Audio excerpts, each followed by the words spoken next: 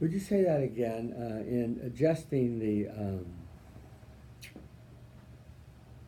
lightness, we hit off. So I turned it back on. So now, let me. Will you watch me do it? Yes. I hit light. Mm-hmm. And just scroll up. Light and scroll. Okay. We be good. Thank you. Okay, yeah. Say that again, please. What did you like I about thought, oh, Aaron with two A's speech? I thought that your speech was really wow. I enjoyed the vocal variety, especially at the beginning. It was an attention grabber, and I also enjoyed your stories. I thought they were pretty funny and sad, so I was able to feel the emotions that you were feeling at the moment.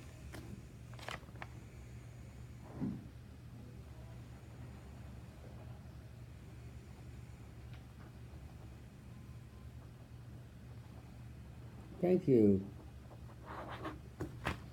Mm-hmm. Yes, please. I'm Mira. Hi, Mira. I really loved all your detail that you added to your story, but there was some hesitant pauses in the beginning and end, so yeah, that's it. Yes. Those were hesitant pauses. Well, Aaron, this was a very interesting speech.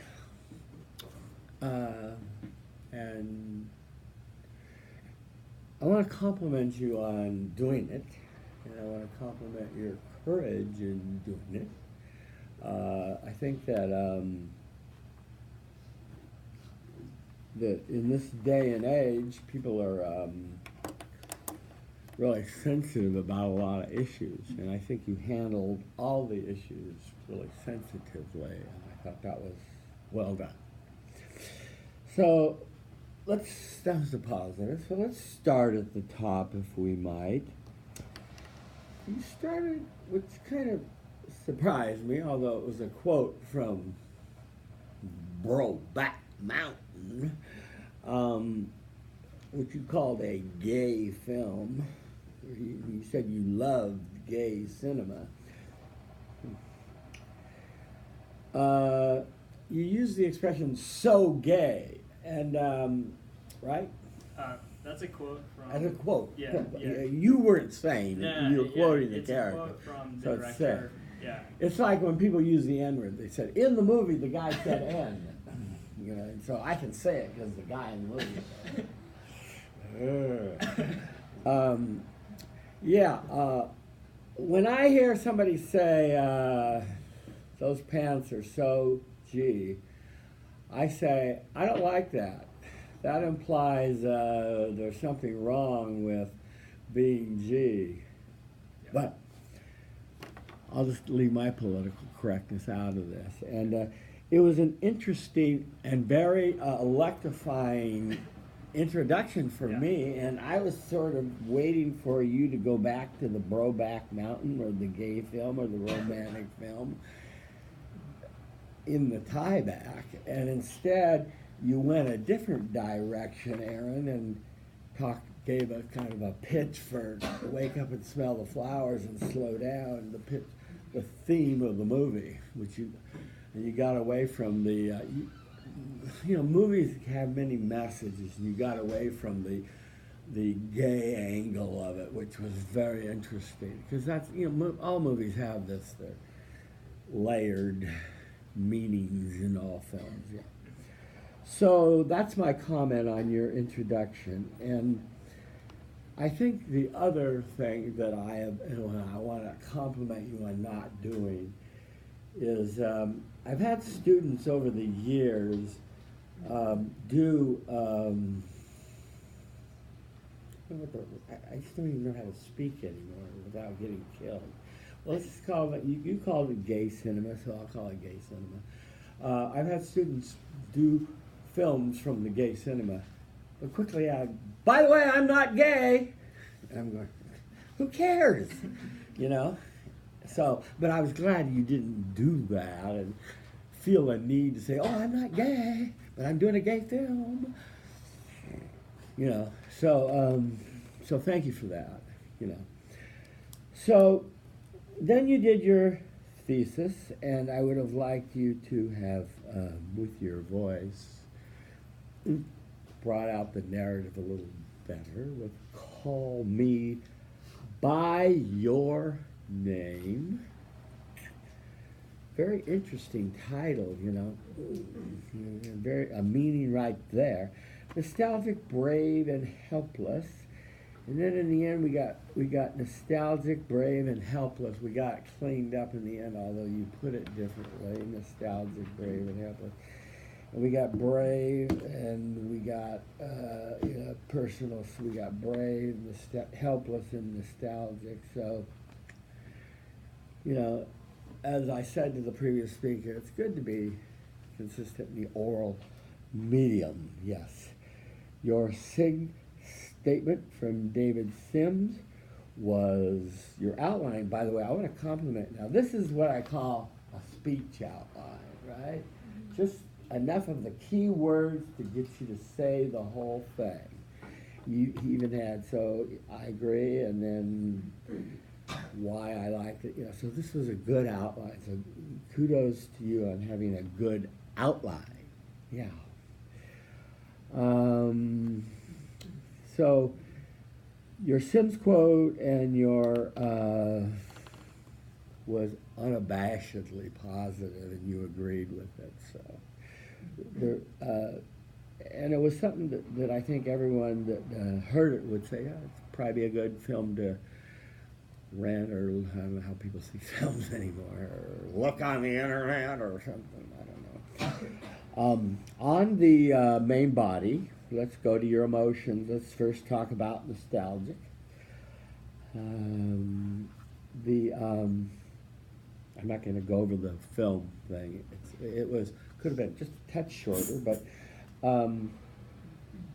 I liked your personal story about playing at Jack's house in the swimming pool and hanging out and playing this game, and I could feel your sense of remembering how nice and innocent it was, and you know, and it brought me back to some of the times. You know, I was born in Nebraska, where on a farm, and we would build forts, and you know, occasionally I'd get lost in the cornfields, and they'd have to come and find me, and you know, those times were really precious to me, because the city is very different, you know, than this.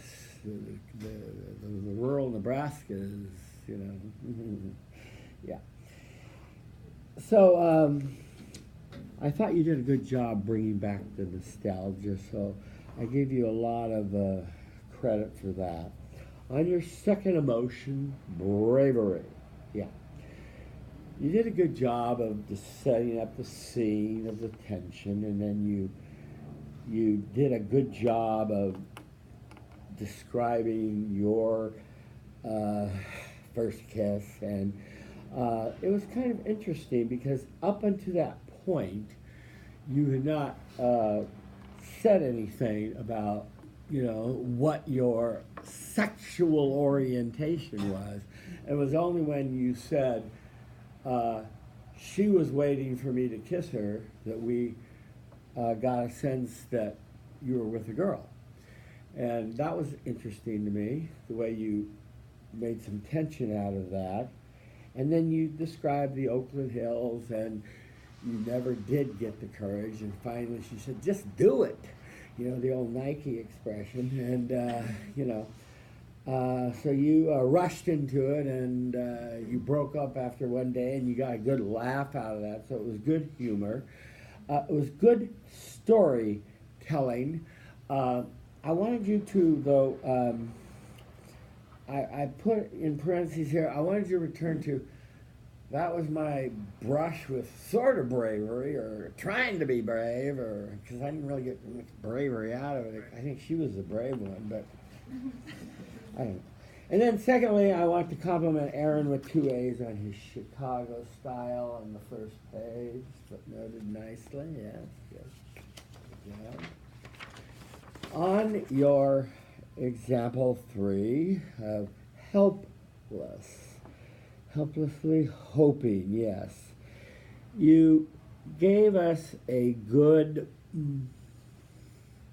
description of the sadness in the movie of him losing a friend.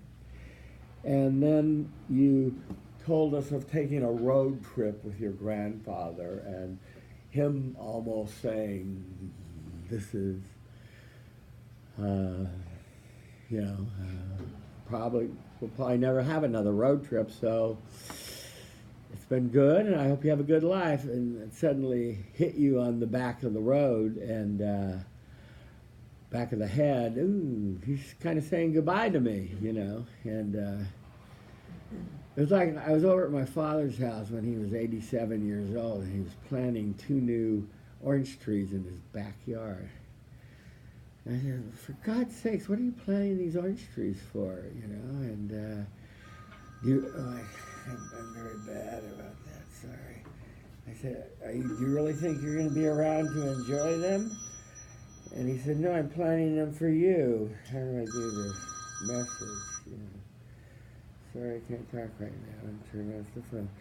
And that's when it hit me, when he was planning them for me, It's sort of like, ooh, okay. Nothing I can do about that one, So, yeah. And we are helpless in the face of this thing we call life, which strips away its dead branches, as Steve Jobs told us, with just, making way for the new. So, summary was good, with the exception of what I talked about. The conclusion, you needed to say the name of the film again, call me by your name, yeah. And then you, as I said, your ending was fine. You still could have gone this way and still had a tie back to the Brokeback Mountain, and so it's not, it's so gay, it's not so wrong, and the film has another really good message, which is easy to do. So we now have to ask, what did you put in here that was unexpected? I definitely thought the first line would be unexpected. Yeah. The grabber. That's for sure. Got the grabbing, and that's a good place to put something unexpected, because the one danger I want to point out to people is don't overdo it and get the grabber so well that you can't live up to it afterwards, So, one young man brings in a starter pistol and shoots it off and says, you said get their attention. I said, yeah, not really. So there's over the top grabbers, yeah. What about your ability to put in the unexpected? What was unexpected in here? I think the other sort of unexpected part was where I talked about my first kiss. I thought that kind of story was like a twist that. Yeah, it was excellent. Yeah. So. Okay, credibility. How credible was he? Tell us, stand up and say your name and tell us what. Hi, Ms. Gomez. I think it was credible because every story you told, I could see that that's exactly how you experienced it, like the whole kiss. That's not something you just make up. And so I thought it was really funny. So he was believable, he seemed sincere, your bullshit, the heck you didn't go off listening to him. Exactly. You didn't think he was just lying through his teeth. Yeah. Okay, good. The evidence he cited was credible? Yeah, so you cited to the director and then Atlantic Magazine, yeah. Good. Okay, so you were credible. Was he too abstract in any way? Hi, my name is Chung. Hi, Chung. No, I didn't find it abstract. I found your narratives really concrete. So I could imagine in my head what you were saying, what you were experiencing. And so I thought it was pretty concrete, easy to follow. Great, thank you, Chung. So now we have to ask the question about question of the hour is your emotional connection. Did you really grab your audience and connect them in all three? Who should I ask? No, we haven't heard from Spencer today. Oh, what was the time? His speech was 5 minutes and 50 seconds. 5:50. Ooh. Okay. All right. We gotta remember to keep that 5, folks. Yeah, go ahead. For the emotional connection, he definitely felt the connection to the audience in that you saw. Speak in the first person, please. Don't. You can't speak for everybody. I just want you to say where you were connected in all three of them. I think the emotions definitely worked on the story about the date because you can see like I was laughing with him, and like when you mimic his body movements, it shows that there's a connection. So I felt connected.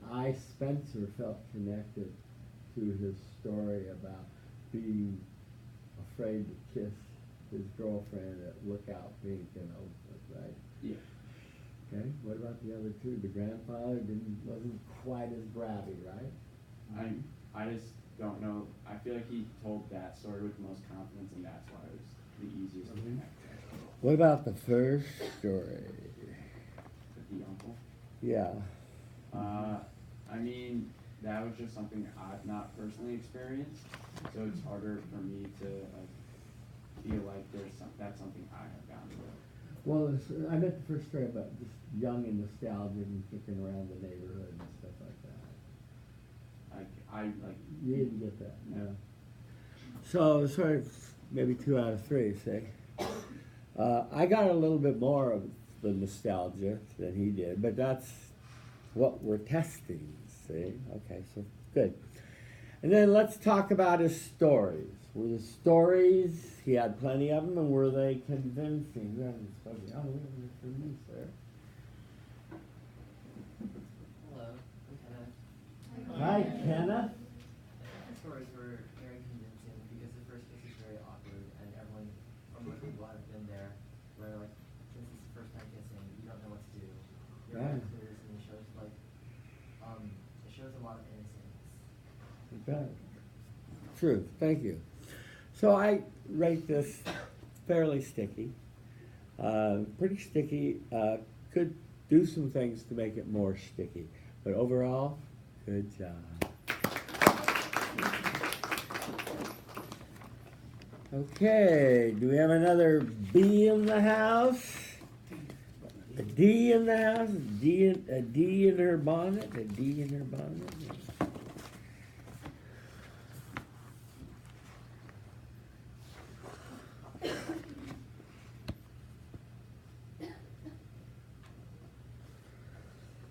Okay, who's left?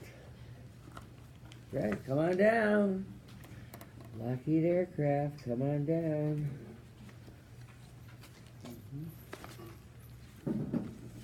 Hello. How are you doing? Good, how are you? I'm good.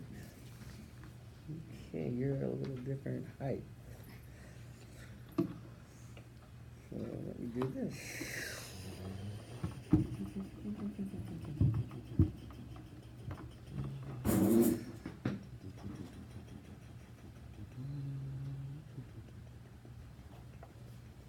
Step that way, step, right there.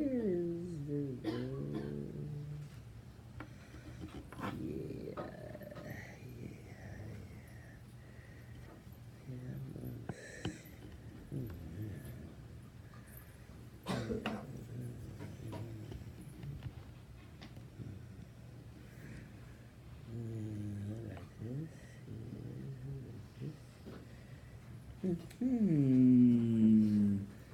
Solana stands before us, managing attention.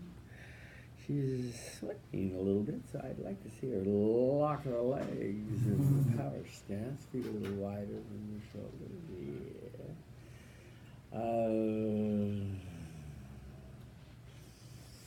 Okay, she's managing attention. She's looking around the room, making sure that no one's talking. Computers are closed, phones are away, no one's reading or studying for the next class. She says to herself as she looks one person in particular. I respect she really means it.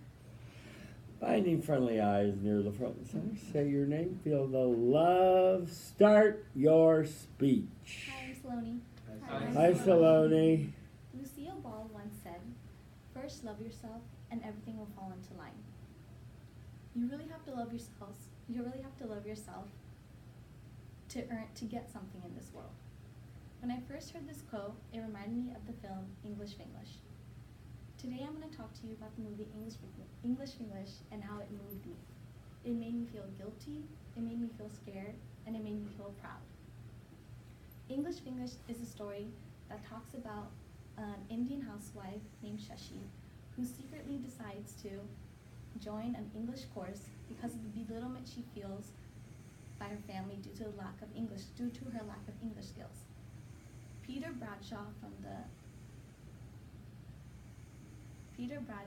Guardian. from The Guardian says English Fingers is an undemanding picture, but a likable family comedy. And I couldn't disagree more. English Fingers is much more than a likable comedy. It touches things that we can all relate to. It touches the idea of the importance of going out of your comfort zone, the importance of self-respect, and the importance of believing in yourself. So I first want to talk to you guys about how this film made me feel guilty. The beginning of this movie starts with Shashi's daughter throwing a tantrum when she finds out that instead of her father, her mother is going to come with her to a parent-teacher conference. Well aware that her mother can't speak English properly, she's adamant that her mom's going to embarrass her there. This reminded me of an incident in my senior year of high school.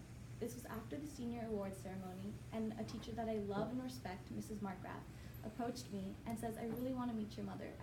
There's some things I have to say to her about you." And I remember my heartbeat just quickened, because it reminded me that sometimes when my mom is like in a nervous situation or meet someone's new, she mixes Punjabi into her English speech. And I got worried. But of course, I introduced her to my mom and I let them talk on the side. And I remember I kept glancing back to see how it was going. Is it going a while?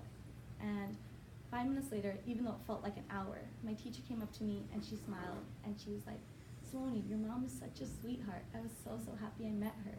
And when I went to my mom, she said the exact same thing. She was like, "Mrs. Markgraf was so nice. She said so many nice things about you." And at that moment, I felt really happy, but I felt a pang of guilt that I thought maybe my mom would slip up somewhere, or I thought maybe after talking, my teacher wouldn't look at me the same way. And the second feeling that this movie made me feel was scared. In the movie, Shashi finds out for the first time that she has to travel to India by herself. She has to travel to New York to India by herself. And this reminded me of the moment when my mom realized that she had to go to India because my grandfather was really sick. This was the first time she was ever traveling by herself, and me and my brother had school and my dad had work, so we couldn't go with her. And I know she was trying to hide it, but I could see the fear on her face. And I remember that night before we were going to drop her off at the airport, I couldn't sleep. I kept tossing and turning in my bed thinking, like, what if she missed the plane? What if the plane got canceled? What if she couldn't find the gate? Or like, what if she got lost in the airport? And just this knot in my stomach was just there, and I couldn't sleep all night. And it wasn't until I got the phone call that she'd gone to India, she was home, and she got there sound and safe, that I realized that knot kind of unraveled in me. The third emotion that I wanted to talk to you guys about is proud. At the end of the movie, Shashi surprises everybody by giving a wedding toast, in which she speaks English. And there's 2 lines in that speech that really resonated with me. She said that sometimes when you feel less or unequal to someone else, you shouldn't give up. That's when you look to yourself. And there's no one else that can help you better than yourself. After she gives this speech, she's given an award by her teacher, a certificate that says she can speak English. And that reminded me of the time I got my award in high school for MVP on my volleyball team. It wasn't much the award, but when I look at that award, what it took for me to get there. In 6th grade, I was cut off the team.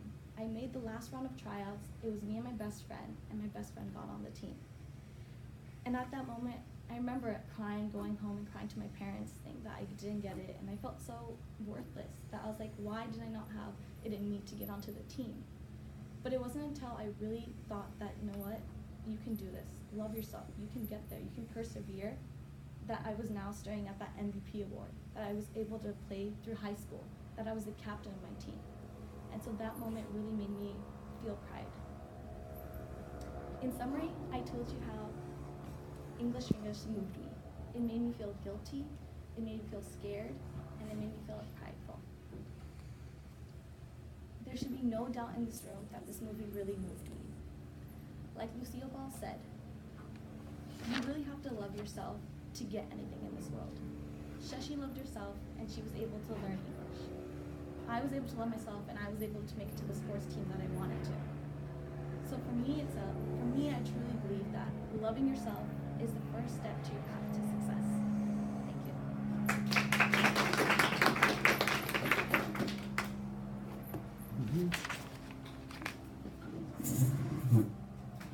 Yes, sir. I'm Spencer. Hi, Spencer.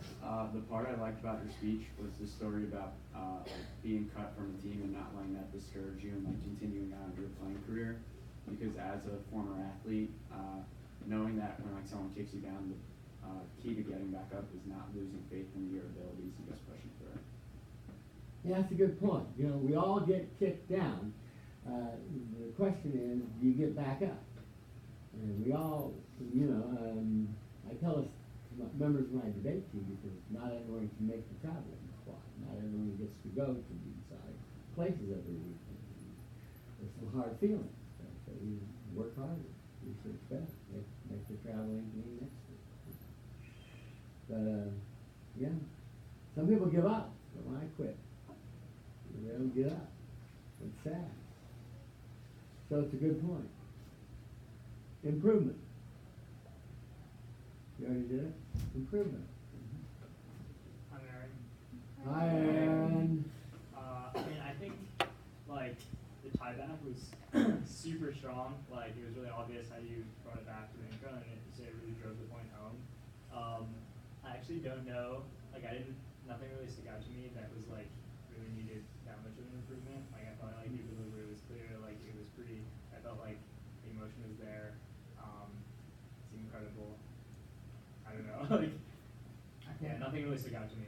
Okay, great. She was perfect. Great. Thank you, Aaron. Good. Good. Okay, well, let's talk and see what we can find. I enjoyed your speech. I always like people that venture out of the comfortable, shall we say. And you quoted Lucille Ball. I don't think too many people have heard of Lucille Ball, but I hope they have. I love Lucy, and you know, so you know, just to be fair, you know, famous red-haired actress Lucille Ball said, you know, love yourself first, and everything else will fall into line. And you tie back nicely to that. You said it again, and then you segued into your first Hindi film, English Vinglish, right? Yeah. Overarching comment about your presentation overall. I'm having trouble keeping you in the frame, so if you could just stand still. No, stand still, because I've got you tight shot on. Overall, the feeling was that I like more vocal variety and more energy next time from you. I'd like to see you just have some more enthusiasm about this film. This was a great film. I enjoyed it. I learned so much from it. You know, I'm over exaggerating to make the point, but a little bit mellow today, a little bit down to me, and I think it could have benefited from some enthusiasm. Okay, yeah. Now, guilty, scared, and proud needed a little boost, so your narrative becomes clearer. The Guardian, great paper. It doesn't hurt to say the date just for added credibility in 2017 or 2018 or whatever it is. Just a little added credibility. I love the fact that you disagreed and then gave your reasons why, and 3 reasons no less. And so, kudos to you. You know, too often people read a review and go, "I'm not going to see that movie. This critic was God," and you know, I think that's really wrong to let someone else's opinion be your opinion. You know, they're opinions. You know. Siskel and Ebert, you know, well, maybe they over the time their opinions have held up, but there's something to consider. But you know, even they, I think, got some film wrong that I loved. So let's talk about your first emotion, guilty. I was wondering, you took a long time to get to guilty, you know, and but you got there, and yeah, and it brought me back to some of the stuff that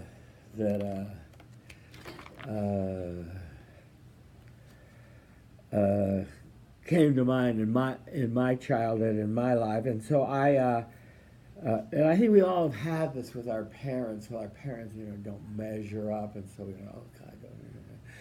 And so I felt that, and I felt your honesty finally in the end. Saying, "God, why did I feel ashamed of my mother that in front of me? God, I'm an idiot I'm low for that. You know, that's."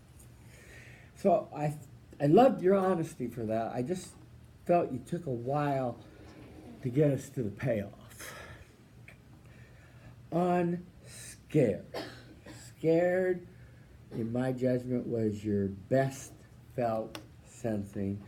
Great word picture, felt the knots, and then you gave us catharsis. You said, really, you made it, and that's good. Don't tell us the story. You know, how was you going to get lost?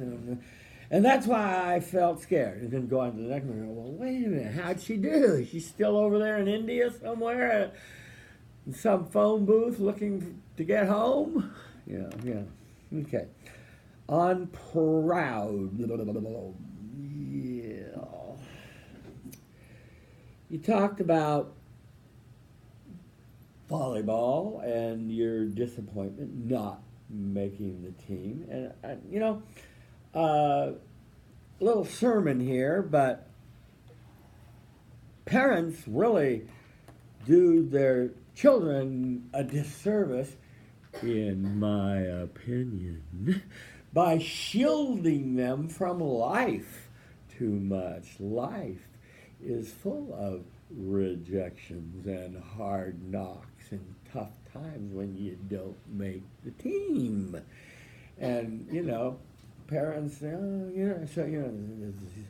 you get an award for showing up, you know.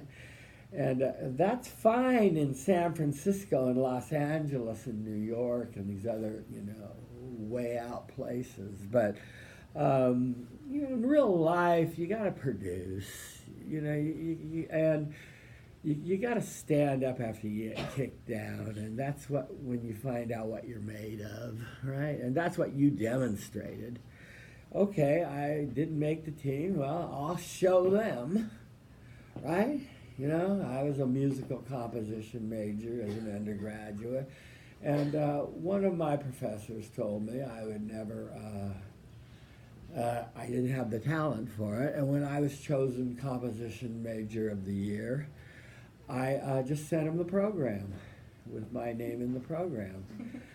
And I felt so effing vindicated. And I know it was little of me to do that, but it was the happiest FU I've ever had, you know. It was great. Yeah, okay, back to reality. So I know why you felt proud. Right, yeah, okay. Your summary was good. Conclusion, fine. Tie back to Lucille Ball, right on track. Canais, less hands steepling. Yeah, we got lost that. Ums and long pauses. That's why we have YouTube. And vocal variety, we need much more. And I don't know if you can kind of talk yourself up into it. I don't know if Yeah. you throw cold water in your face before you come to class or something. Drink a half a cup of coffee or something, but get some energy in you. Yeah, good. Real quick on, oh good, you included the review. How nice. I think that this was pretty sticky. I think that I'll just go through it quickly. I think that you had a pretty simple message. Wasn't overly. I think you got down to the simple. I'm not sure what was unexpected, but I want you to design it in for. I want everyone to design in something unexpected for future speeches. I will be asking you all about it, hint, hint, hint.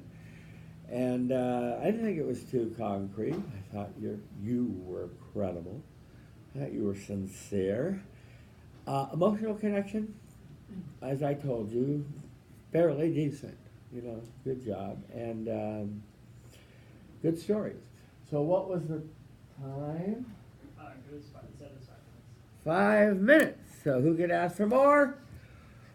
Our work is done for the day. Return with honor.